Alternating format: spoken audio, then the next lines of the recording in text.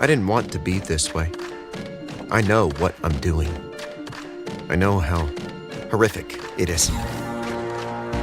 Do I wish I never had a bite of crunchy, swirly cinnamon toast crunch?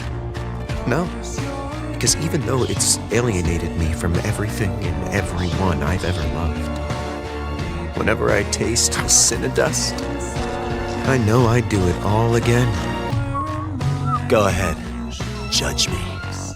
I know it's wrong for me to want to eat Cinnamon Toast Crunch, considering I'm also Cinnamon Toast Crunch. But ever since my first crunchy, swirly, Cinnadust-covered bite, I can't hide who I am.